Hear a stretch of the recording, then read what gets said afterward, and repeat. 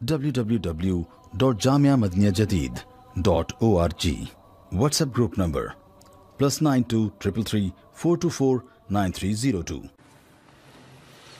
الحمد لله رب العالمين والصلاة والسلام على خير خلقه سيدنا ومولانا محمد وآله وأصحابه أجمعين اما بعد. سچ اور جھوٹ یہ دو چیزیں ایسی ہیں جنہیں ہر آدمی تسلیم کرتا ہے کہ یہ ایک حقیقت ہے. سچ ایسی حقیقت ہے کہ جس سے انسان کی قدر و منزلت بڑھتی ہے، اور جھوٹ ایسی بے حقیقت چیز ہے کہ جس سے اس کی قدر و منزلت گر جاتی ہے. تو جھوٹ حقیقت نہیں ہے بلکہ بے حقیقت چیز ہے، اور سچ ایک حقیقت ہے. شیطان انسان کو گمراہ کرتا ہے اور اس کو سچ سے ہٹا کر جھوٹ کی طرف لاتا ہے اور اسے بہکاتا ہے اور کہتا ہے کہ یہ بھی ایک حقیقت ہے، اور وہ اس کے بہکاوے میں آ جاتا ہے اور اس جھوٹ کو بھی حقیقت کہنے لگتا ہے. اب اس جھوٹ سے بعض دفعہ وقتی فائدہ ہوتا ہے، کیونکہ پکی چیز نہیں ہوتی، کچی چیز ہوتی ہے، تو فائدہ بھی کچا ہوتا ہے اس کا. اس کچے فائدے کی دھوکے میں انسان آ کر پھر جھوٹ بولتا ہے، اور شیطان اس میں مددگار ہوتا ہے اس کا. وہ چھوٹے سے فائدے کو بڑا کر کے دکھاتا ہے،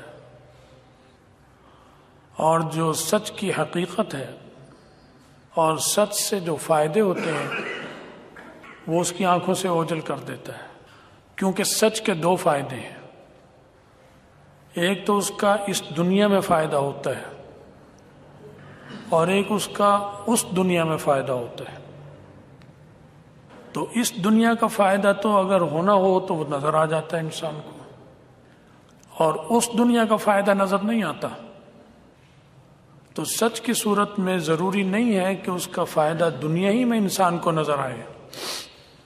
اللہ کے مختلف معاملات ہیں، کسی کو اس کا فائدہ دنیا میں بھی دکھا دیتے ہیں اور آخرت میں بھی دکھا دیتے ہیں.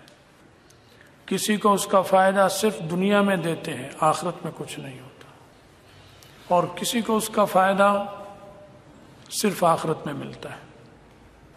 تو مطلب یہ ہے کہ سچ کے فائدے بعض دفعہ دنیا میں نظر نہیں آتے، تو شیطان اسے بہکاتا ہے کہ دیکھ لو سچ بولنے کا مزہ چکھ لیا. اور جھوٹ کا وقتی فائدہ تو ہوتا ہے، لیکن وقت گزرتا ہے تو اس کی عزت ایسی خراب ہوتی ہے کہ اس کا نام اور بدنامی دونوں ساتھ ساتھ چلتے ہیں، مرتے دم تک چلے، جھوٹا ہی کہلائے گا. گھر کے افراد بھی اعتبار نہیں کرتے، تو اس کا فائدہ اگرچہ عارضی ہے لیکن شیطان اسے بڑا کر کر دکھاتا ہے. تو وہ سمجھتا ہے کہ جھوٹ اچھی چیز ہے، جھوٹ سے یہ فائدہ ہوتا ہے. پھر وہ خود بھی جھوٹ بولنے لگتا ہے، پھر اپنے بچوں کے سامنے بھی بولتا ہے، کاروبار میں بھی بولتا ہے، اور بچے بھی بولنا شروع کر دیتے ہیں جھوٹ، اور سارے جھوٹے ہوتے ہیں. بہن بھائی سے جھوٹ بولتی ہے، بھائی بہن سے جھوٹ بولتا ہے، شوہر بیوی سے جھوٹ، بیوی شوہر سے جھوٹ، جس کی وجہ سے پورا گھر ایک دوسرے سے بے اعتبار ہوتا ہے. اور بعض دفعہ سچ پر بھی اعتبار نہیں کرتا ان کے، کیونکہ وہ یہ ہوتا ہے کہ شاید جھوٹ بول رہا. تو سچ ایک حقیقت ہے اور جھوٹ بے حقیقت چیز ہے. اب شیطان چونکہ ساتھ مل جاتا ہے اور اس کو اسے سنہرا کر کر دکھاتا ہے جھوٹ کو، اور شیطان انسان کا دشمن ہے، اس کی کوشش ہوتی ہے کہ اس کو جہنم میں لے جاؤں. حدیث میں آتا ہے ان الصدق ینجی والکذب یہلک. سچ جو ہوتا ہے وہ انسان کو نجات دے دیتا ہے، یعنی جہنم سے بچاتا ہے. دنیا میں تو بچاتے ہی ہیں ذلت سے، لیکن جو آخرت کی ذلت ہے اس سے بھی بچائے گا جہنم سے. ان الصدق ینجی والکذب یہلک، اور جھوٹ ہلاک کر دیتا ہے۔ ہلاکت کا مطلب ہے کہ انجام تباہی ہو، اسے ہلاکت کہتے ہیں۔ ورنہ چھوٹے موٹے نقصان تو ہر انسان کو پیش آتے ہیں، سچے کو بھی آتے ہیں، بلکہ سچوں کو تو زیادہ آتے ہیں، اور نبیوں کو تو بہت زیادہ آئے۔ نبیوں سے سچا تو کوئی نہیں ہوتا۔ آزمائشیں آئیں، صحابہ پر آئیں، اولیاء پر آئیں، نیک لوگوں پر آتی ہیں، لیکن اس میں ذلت ساتھ نہیں ہوتی ان کے ساتھ۔ ان کا ایک ضمیر مطمئن ہوتا ہے، ان جیسے سچے لوگ ان کا ساتھ دیتے ہیں اور ان پر اپنی جان دے دیتے ہیں، اور انہیں ایک عزت ہوتی معاشرے میں حاصل ہوتی ہے۔ وہ جھونپڑی میں بھی ہوتے ہیں تو انہیں عزت ملتی ہے، اور جھوٹا محل میں بھی رہتا ہے تو اسے عزت نہیں ہوتی لوگوں کی نظروں میں۔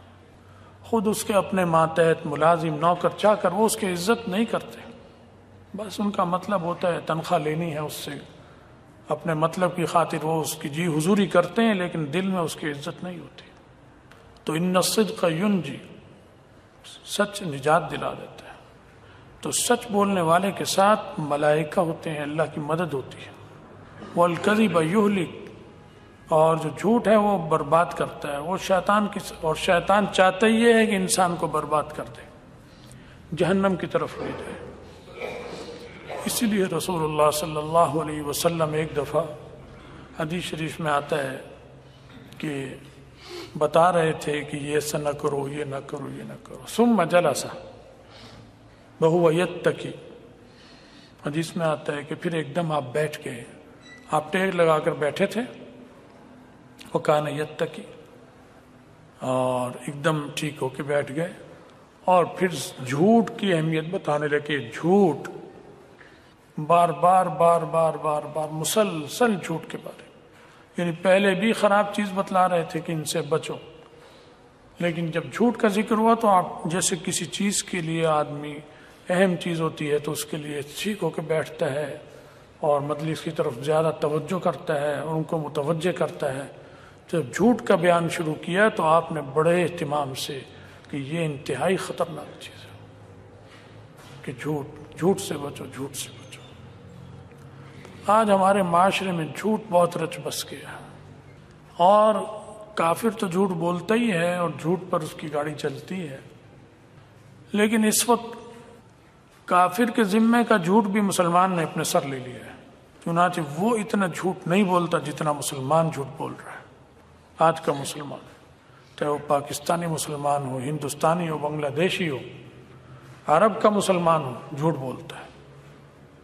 کافر بھی بولتے ہیں لیکن اتنا جھوٹ نہیں بولتے جتنا یہ جھوٹ بولتے ہیں۔ ملاوٹ کرنا، کم تولنا، یہ سب جھوٹ ہے، جھوٹ کی قسمیں ہیں۔